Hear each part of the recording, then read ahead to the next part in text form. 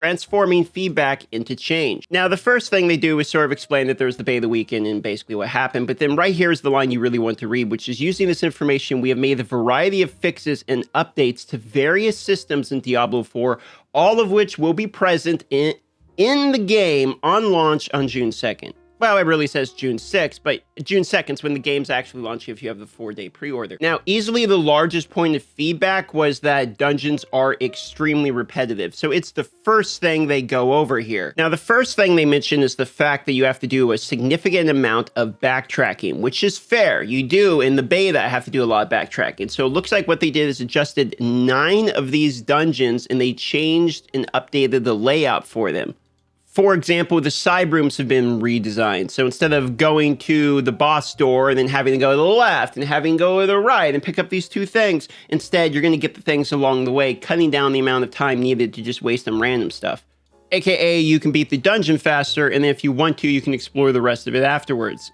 Now, this is kind of interesting. The chance for an event is now higher than the chance not to have an event within the dungeon. It is 60%, up from 10%. So that means they probably are going to be a better overall in terms of rewards now that there's events inside of these dungeons.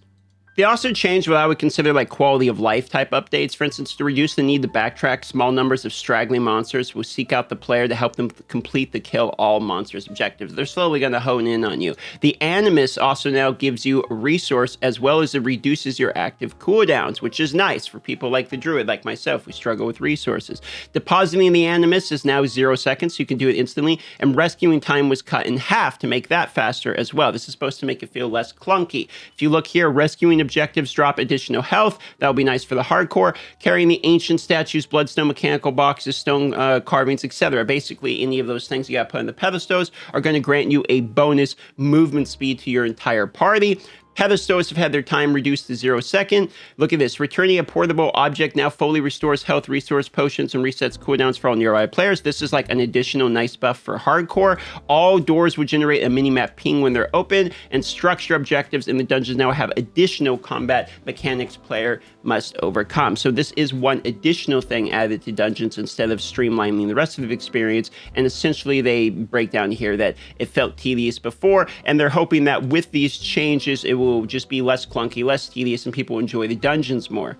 Now, the next big change that is asked is probably class balancing. Though, to be fair, we only got to level 25. We didn't get to see the end game, but it does seem unanimous. Some classes are significantly worse than others.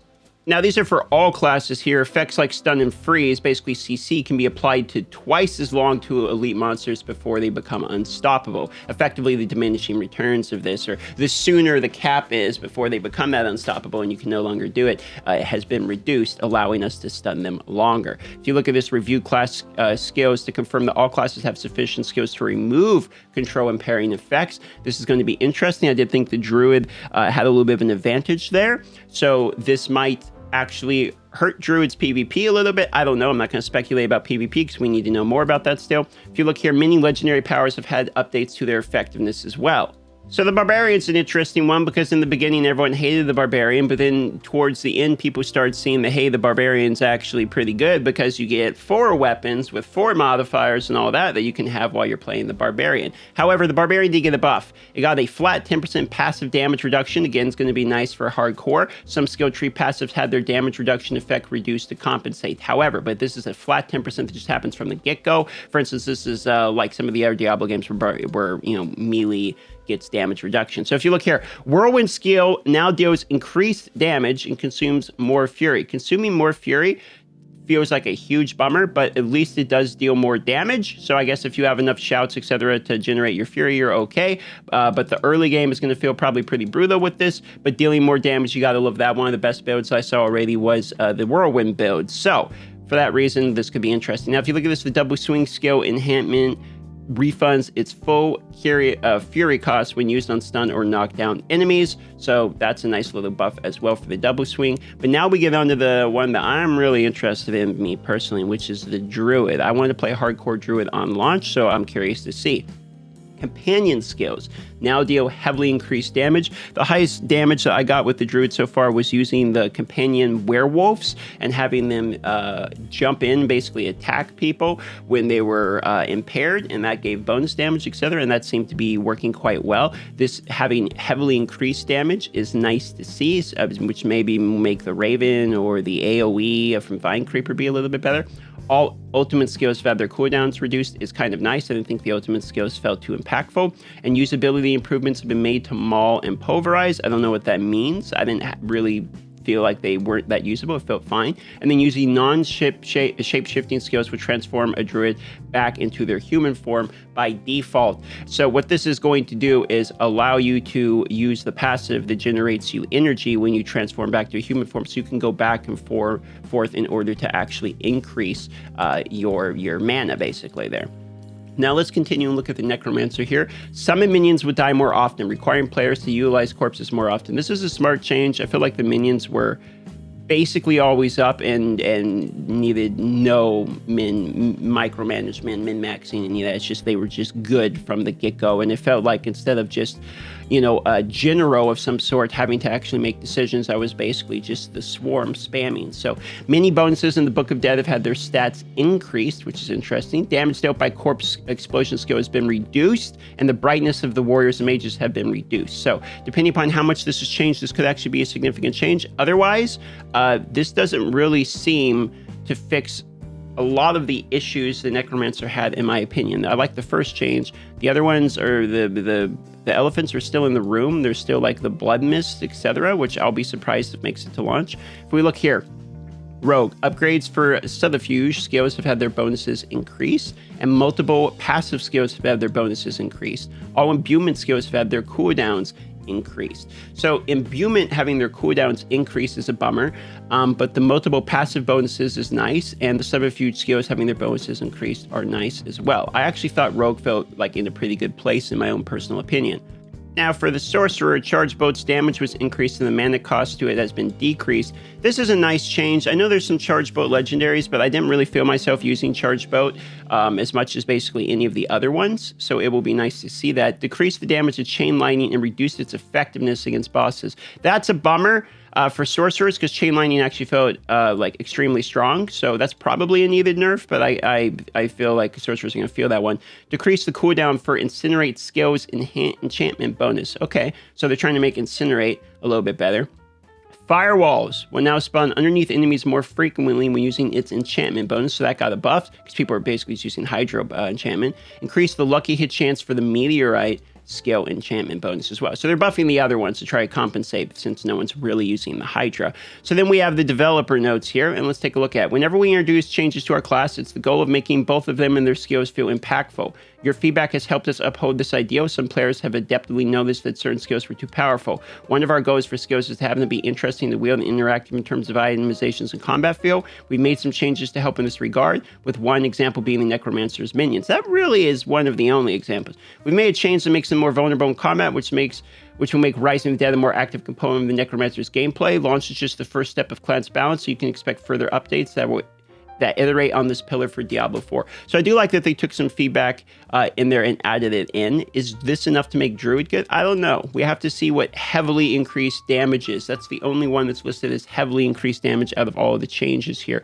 And the reduced cooldown is nice. Some of this is actually pretty decent changes. We'll have to see if that fixes the issue with my class when it comes to Druid. So there's some UI fixes. The UI was another point where I feel like definitely had some room for improvement. It did feel a little bit outdated. So if we take a look here, fixed an issue, building screen record, not reading key prompts, game options, details. So just a bug fix. Issue where actions cannot be bound to the mouse wheel. Okay, and again, looks like a bug fix. An issue where evade can't be bound to the right analog stick. Another bug fix. Chat will now display on the left side of the screen when using center action bar configuration. Character stats will be displayed by default when player click material instead. So that's actually, I think that's nice. I think this one should have been displayed by default. Move and interact inputs can now be mapped to one button, while the primary attack input is mapped to a secondary button. This is a obvious one that I was surprised was not in the beta. And the font used in game has been replaced with a newer font. A lot of changes to bosses here. Multiple issues that allow bosses like the Butcher to become unresponsive. I've seen this in clips of the Butcher just standing there, and they're reevaluating its difficulty to be even harder in worlds tier 3 and 4. Now, the other bosses were reevaluated for their melee character difficulty, resulting in changes to attack and fight mechanics, and they fixed an issue where Shadow Enchant Fix would chain cast Impel. Now, here's the thing, okay? The most important one out of these is reevaluating for melee class character difficulty, especially when we're talking about hardcore mode. Some of these melee classes do not have any shot in keeping up with these range classes in terms of the boss fights. In fact, some of the boss fights are exceptionally brutal. I'm thinking of the Magnok or whatever it was called, Stronghold, the one on the right side.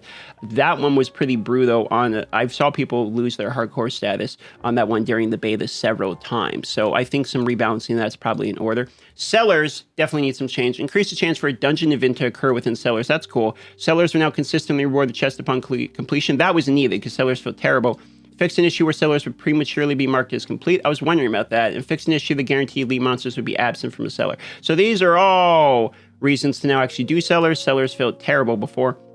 And there's general quality of life changes as well. An issue where players could increase their attack speed by move canceling attacks early. So I saw a video on this one, and this was actually significantly an issue because it was sort of like Riven from League of Legends, where it's like what you would need to do is animation cancel, and if you did not do that, then you are factually, like objectively DPS outputting worse. And so it was a really bad quality of life change because you'd have to sit there and cancel your movements and get carpal tunnel in order to min-max your DPS, and I think stuff like that is terrible. So fix an issue where characters weren't immune and untargetable after loading into an area. Reset dungeon has been disabled.